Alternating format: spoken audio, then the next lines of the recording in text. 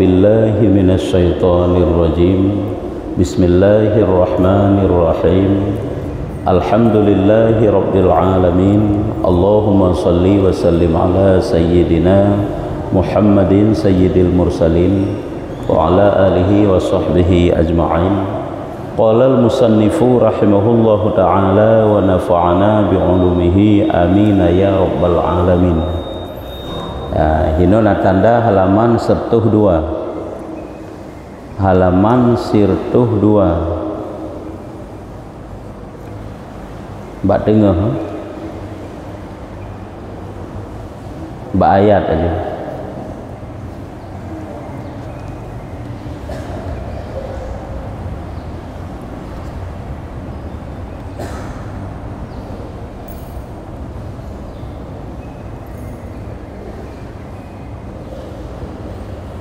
Baris ke-15 dari Ra'yub menyertai dan setengah daripada ayat yang amat latifah lagi yang jami'ah antara khauf dan raja, yaitu firman Allah Ta'ala, dan setengah daripada ayat yang amat latifah juga ayat Al-Quran yang sangat haluh yang di dalam jih mesapat makna jami'ah berhimpun antara khauf dan raja.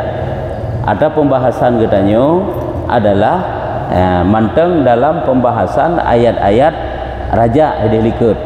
Untuk ayat-ayat yang kandungan daripada ayat tersebut na khauf dan na raja. Haluh begah maknanya, tapi di dalamnya na raja dan na khauf. Firman Allah Ta'ala yaitu nukul Allah dalam Al-Quran, nabbi ibadi anni anallahul ghafurur rahim.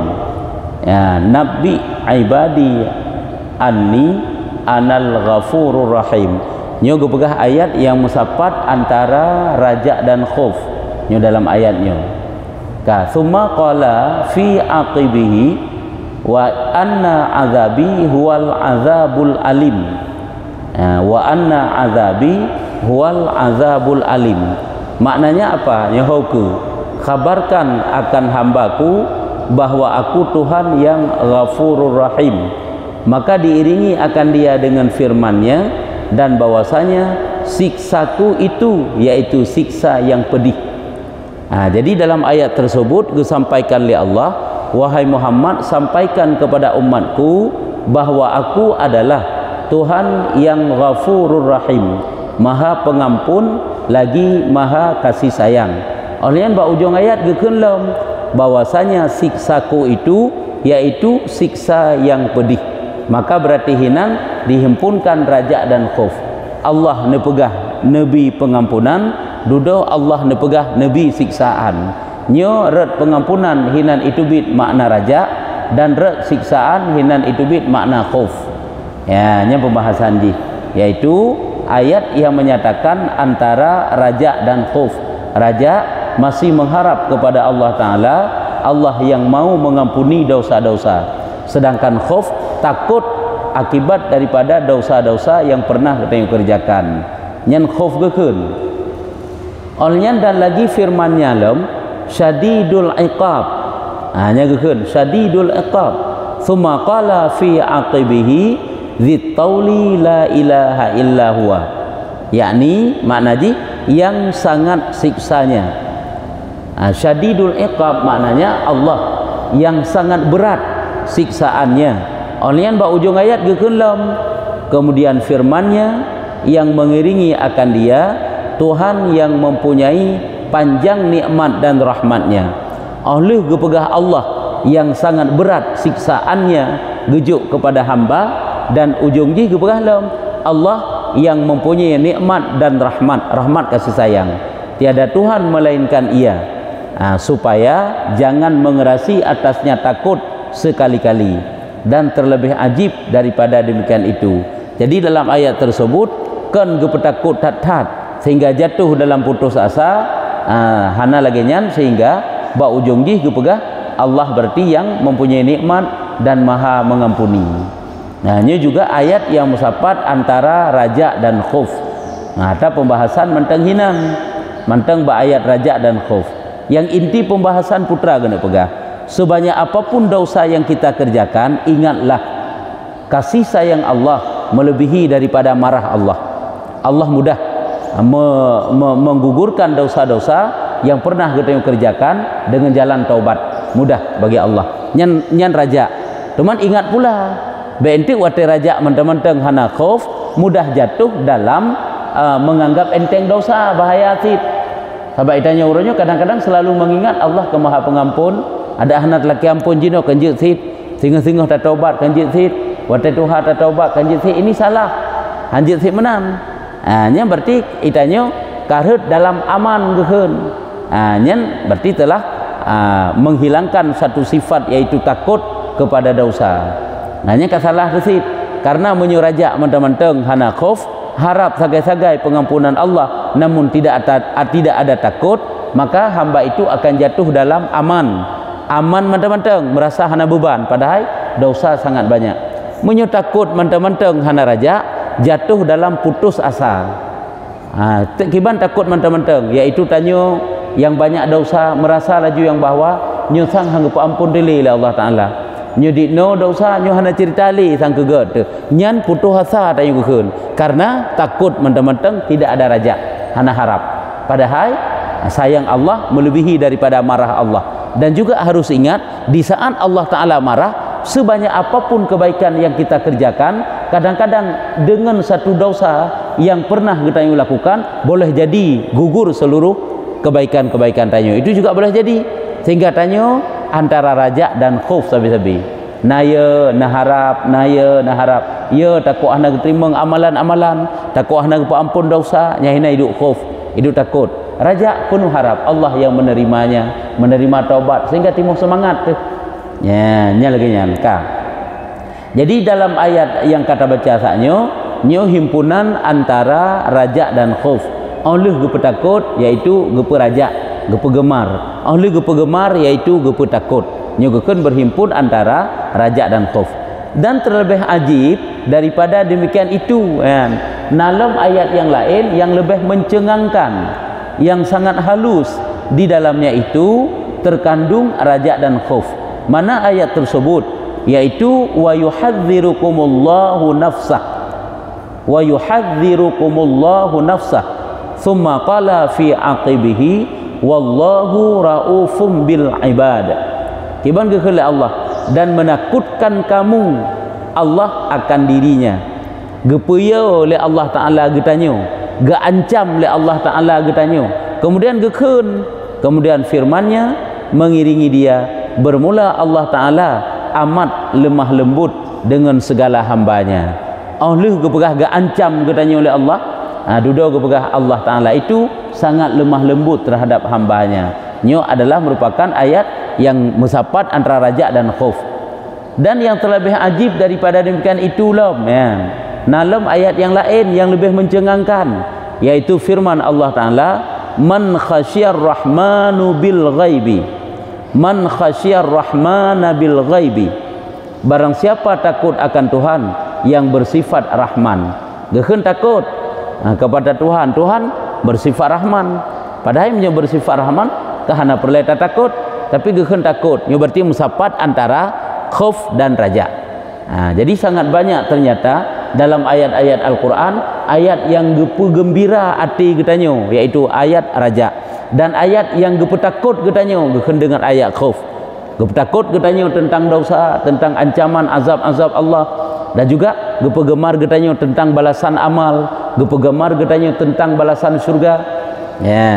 Lagi nyo Ramadan kan, lagi getanyo yang kata tambang dalam Ramadan kan gepu gemar, pintu tobat gebuka lebar-lebar. Jadi sehingga timuh raja getanyo, walaupun cukup jai dosa temse, hana mengingat kepada dosa mentang-mentang ile, supaya ngak gemar pada pupuk ibadat, ente tinggal ke dosa sehingga bertobat. Kemudian ji nyo seiring sabe-sabe sejalan duai antara raja dan khauf.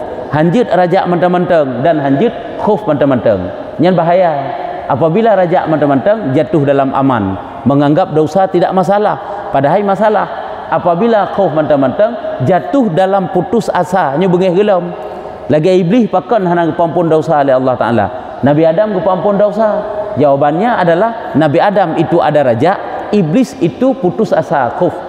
Ya, hana raja aja, hana harap kepada pengampunan Allah, sehingga iblis jatuh dalam putus asa, menganggap Allah yang tidak akan pernah mengampuni dia, cit kemudian gepegal oleh Allah, sehingga betul-betul dia hana ampun oleh Allah. Adapun Nabi Adam bersungguh-sungguh untuk laki ampun.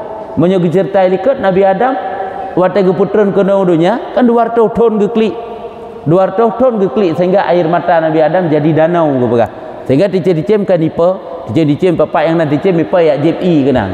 Watai kali JPI nang gekalan untuk Nabi Adam, ya JPI mata goknya gekeun ba Allah Taala, ya Allah baikna semalelung ya Allah dengan makhluk-makhluk drone yang lain. Hai karena Nabi Adam kan enggak anggap kagak pebut satu dosa, satu kesalahan, tapi dia hanya anggap Nabi itu maksum, hanya anggap dia pebut satu kesalahan karena nan takwil draw. Yang pernah tanda pegah watai lagi nyan geule Nabi Adam gekeun ba Allah, ya Allah baikna semalelung ya Allah dengan makhluk-makhluk drone yang lain.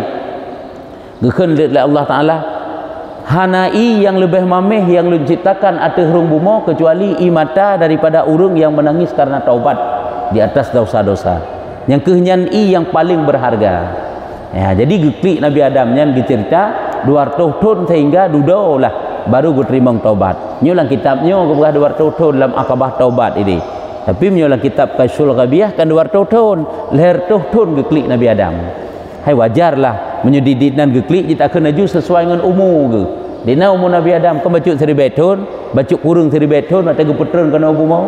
Dan pakan dengan imata Nabi Adam jadi danau wajar karena Nabi Adam itu adalah panjangnya 60 hasta.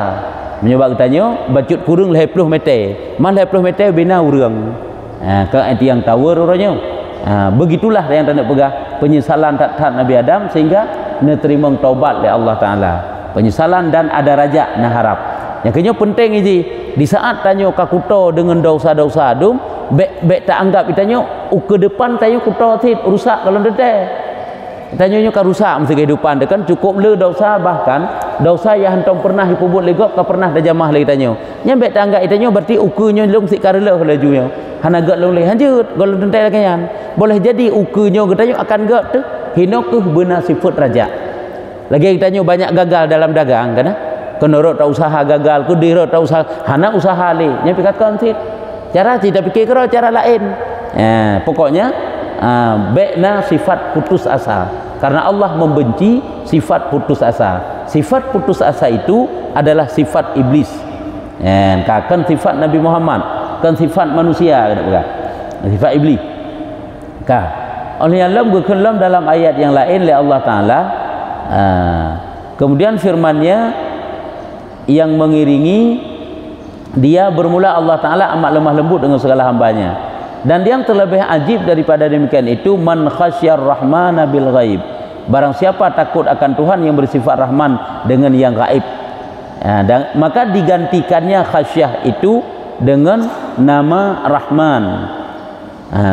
Orang-orang makna ini man khasyar rahmana bil ghaibi, ghaib, orang-orang yang takut akan Ar-Rahman. Benar takut ke? Takut yang sangat kasih sayang, takut kepada yang sangat kasih sayang. Padahal yang sangat kasih sayang keputar takut, tapi kekun takut nyokonyo gupusapat antara raja dan khauf nak pegah dalam ayatnya. Takut kepada yang sangat kasih sayang, Allah yang sangat kasih sayang. Padahal itu perlu takut. Teman guna pegah dalam ayatnya gupusapat antara raja dan khauf. Ini kegum dalil para ulama ayatnya na khauf dan na raja. Tiada dengan nama Jabbar gehun, dengan nama Khasyah gehun. Khasyah digantikan khasyah itu dengan nama Rahman. Digantungkan kemenan. Kan digantungkan gepukuman, geikat lafai khasyah dengan Rahman. Takut akan yang kasih sayang. Nya kegantungkan khasyah dengan Rahman, tiada dengan nama Jabbar dan dengan Muntaqim atau mutakabbir, kepumenan, supaya takut serta sebut rahmah. Ya tapi itu na ingat kasih sayang Allah. Yang kejit dalam ya getanya ingat hinan juga na kasih sayang Allah. Yang sehingga getanya bataya wataya nyan hanarhud dalam putus asa timoh tu sifat raja karena na khauf dan na raja, na khauf dan na raja. Karena apa kan? Karena tingkat kepada rahmat Allah.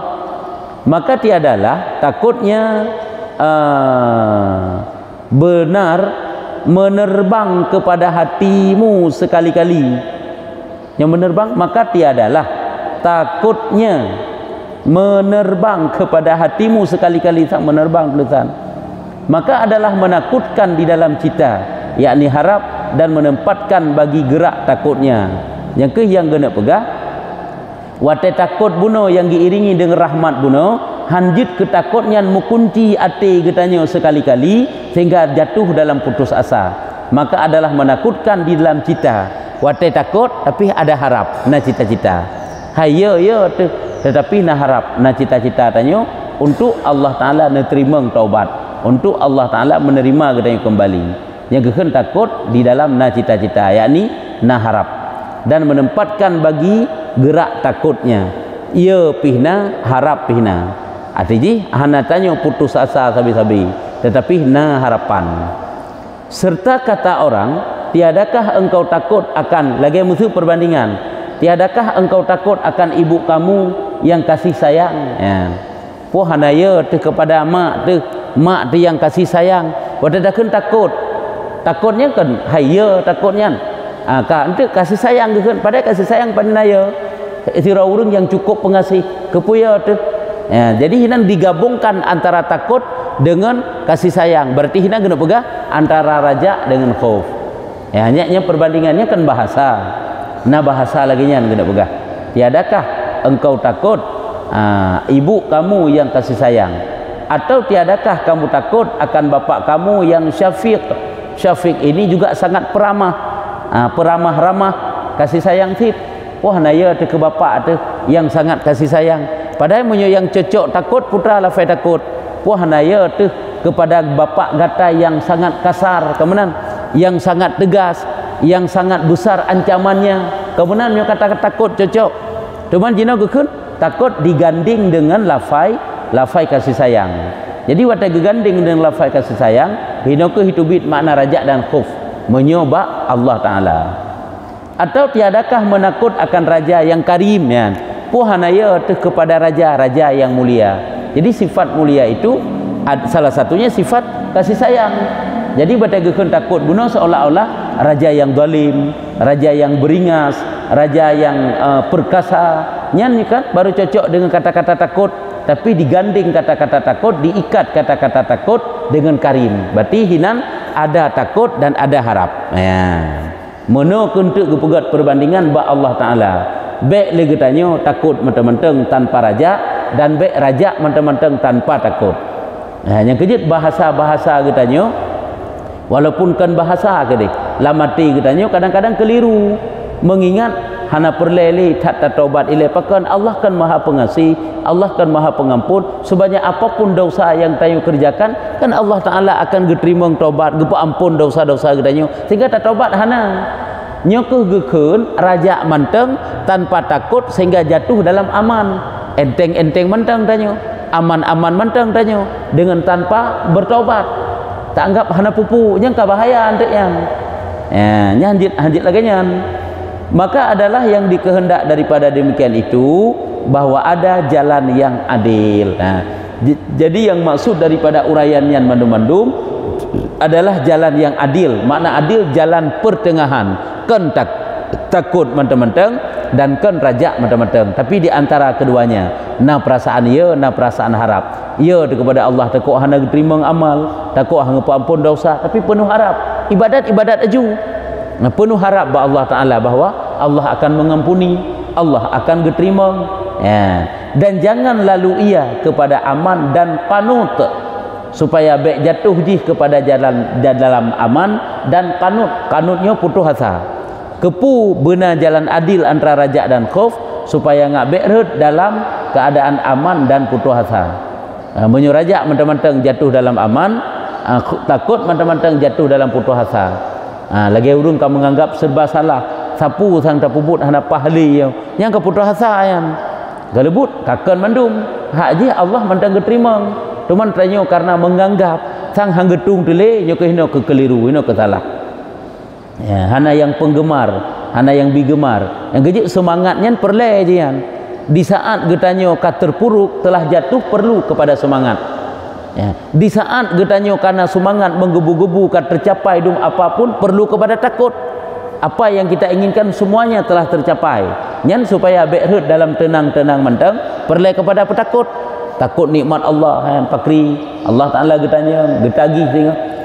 Dan akan kami Allah Subhanahu wa taala daripada orang yang mengtadbir ya, bagi zikril hakim, bagi mengamalkan dia, mentadbir mengurusi artinya getanyo geyu berjalan di atas jalan yang adil, yaitu antara raja dan khauf. Bekrut getanyo dalam aman menyeraja toto ataupun khauf mantang-mantang gerut dalam keadaan putus asa. Dan telah menjadikan kamu dan akan kami Allah Subhanahu wa taala.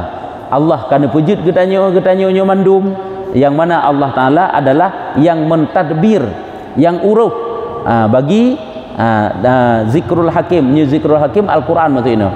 Mandum-mandum getanyo telah diatur oleh Allah Taala, semuanya dijelaskan di dalam Al-Quran bagi mengamalkan dia, dan dengan barang yang di dalamnya bahwasanya ia Tuhan yang jawadun lagi karim. Dalam Al-Quran itulah Allah nebegah yang jawad, yang pemurah, lagi yang maha mulia. Jadi kita adalah diatur oleh Allah Ta'ala, geuruh oleh Allah Ta'ala. Makanya serah pada Allah. Timoh putimoh rasa takut, dan putimoh dalam hati tanyo rasa gemar, supaya seiring dua nyo baru lurus hati tanyo marusa rela mohan ya, nyo baru abih asal yang pertama ya, baru abih asal yang pertama. Sebab gepegah hidih kesimpulan ji supaya tanyo dapat berjalan di atas jalan raja dan khauf selalu, kan ada tiga leh macam guyu ingat. Yang pertama guyu ingat selalu ayat-ayat Allah yang menyatakan tentang raja dan ayat yang menyatakan tentang khauf. Yang kedua guyu ingat ente lem, yaitu perbuatan Allah ke getanyo, yaitu berupa siksaan dan kemaafan. Kejahatan ujung jih adalah siksa, kebaikan ujung jih fahala ataupun ada maaf. Hanya juga gue ingat nyo adalah yang kedua. Kata bacut tu bermula asal yang kedua pada perbuatan dan muamalahnya serta hambanya, ada kalanya daripada pihak khauf, yakni perintahnya yang amat luas, hukumnya ataupun hikmahnya barang sekehendaknya atas hamba pertama-tama ya. Jadi nyo meno guna pegah menyo likut supaya tanyo menuju kesimpulan, supaya tanyo agar selalu dapat berjalan di atas jalan pertengahan, yaitu antara raja dan khauf. Yang pertama guyu ingat ayat-ayat tersebut. Banyak ayat Al-Quran tentang raja dan banyak ayat Al-Quran tentang khauf. Kedua-duanya selalu guyu ingat supaya tanyo selalu berjalan di atas jalan raja dan khauf. Yang kedua guyu ingat pula akan balasan Tuhan. Artinya cukup le yang dikerjakan oleh Allah, kagak pegat oleh Allah Ta'ala. Orang yang apabila jatuh dalam putus asa, orang berdosa, dibalas dengan siksa. Ada juga orang yang penuh harap, dibalas dengan kemaafan. Nyo kejadian. Nyo yang berkahnya gue ingat kejadian-kejadian yang pernah terjadi. Tak itu diantaranya. Ya, diantaranya yang pertama-tama, yang ke menyerta pupuk kejahatan, ujung dia kan siksa. Menyerta pupuk kebaikan, ujung dia kan kemaafan. Jadi gue ingat juga. Karena apa kan Allah Ta'ala karena buktikan atanyan mandum pada masa-masa yang lampau. Yang pertama iblis, dia kisah iblis pun. Atau yang pertama maksiat kepada Allah Ta'ala daripada seluruh makhluk-makhluk Allah, yang ke iblis. Cerita ada siapa-siapa boleh. Iblis sampai ente anak Nabi Adam. Iblis maka adalah ia duduk mengerjakan ibadah bagi Allah Ta'ala 80.000 tahun. Iblis diibadah kepada Allah Ta'ala 80.000 tahun. Kan masa yang singkat 80.000 tahun yan. Kan 1.000 tahun pi. Kan 1 tahun pi 80.000 tahun. Nyo ingat yang lagi nyolom supaya ente dumjih lagi yang diibadat yang mana ente ingat tu. Dumjih yang kamu puluh ribu tahun diibadat, rupanya watai bengih Allah Ta'ala dengan satu perintah yang ia langgar, rupanya dinan berat siksaan Allah. Ente ingat tu kira tu. Maka tiada tinggal barang yang dikata orang satu tempat tapak kaki melainkan dan sujud ia bagi Allah. Ya, iblis diibadat kepada Allah Taala 80,000 tahun. Hana sabuh tempat yang dijamah oleh iblis mesabuh tapak api, melainkan dia sujud pada tempat tersebut.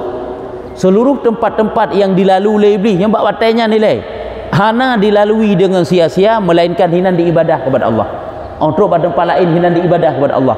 Untuk pada tempat lain hinan diibadah sampai-sampai ji sujud kepada Allah Taala. Kalian kiban taat iblis. Yang kejut iji kabeh tak itu di iblisnya tu mai ji urang hana iji makhluk hana mendapat pengampunan daripada Allah. Ya, dan sujud ia bagi Allah Taala padanya.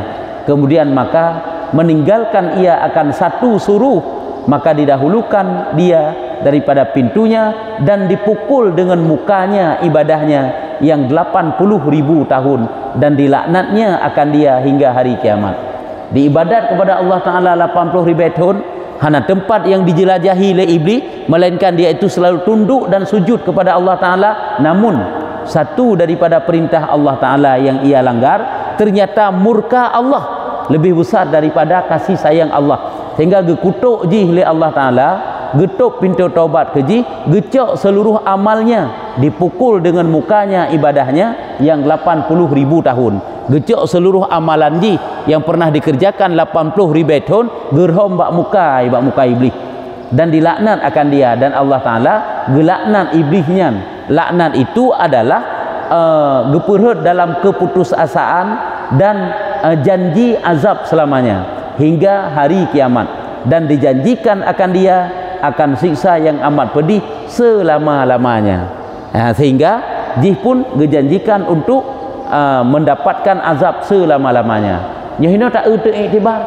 Yang kejut baik tak anggap itanya seolah-olah Nabi tak pun ibadah, sang-sang le Tuhan hanjit gepegat siksaan jeut. Baik tak anggap lagi yang kadang-kadang golem seberapa apihnya.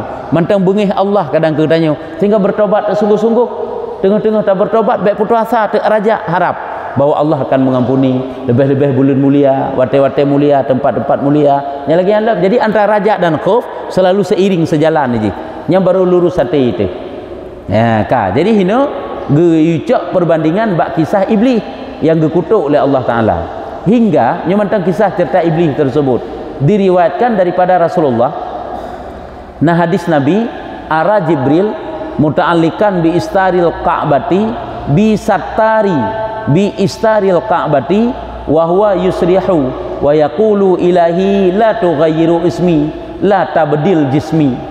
Aku lihat akan Jibril bergantung dengan tirai Ka'bah, padahal ia menjerit-jerit dan bersumpah ia, hai Tuhanku, jangan kamu robahkan namaku dan jangan kamu tukarkan rupa tubuhku, rupa tubuhku. Jadi yang kisah ini yaitu kejadian iblis yang laginya, malaikat-malaikat dum semuanya kuyut, sehingga Nabi Muhammad pernah bak sabawate nekalan Jibril bergelantungan pada tirai Ka'bah, mana sitar astarnya adalah tutupan Ka'bah. Henan menjerit-jerit ya Jibril, putra gekeun ilahi, wahai Tuhanku, ya Allah, be'ne la tughayyir, jangan engkau robah namaku, ya Allah, be'ne robah nan lun, ya Allah, ya Allah, dan be'ne tukar rupa tubuh lun, ya Allah. Karena kali pengalaman iblisnya nani pun Azazil dirubah oleh Allah Ta'ala jadi iblis, rupanya rupa yang cukup lagak pun, tapi dirubah oleh Allah Ta'ala dengan rupa yang sangat mengerikan. Apa aja hana rupa yang paling menyeramkan kecuali makhluk yang namanya iblis. Yang gebuat rupa oleh Allah Taala sangat mengerikan rupa ini, sangat menakutkan rupa ini. Kok buruk ke rupa gebuat. Yang sehingga malaikat-malaikat, salah satunya itulah malaikat Jibril, meminta kepada Allah supaya Allah tidak merubah namanya dan juga tidak menukarkan rupa tubuhnya.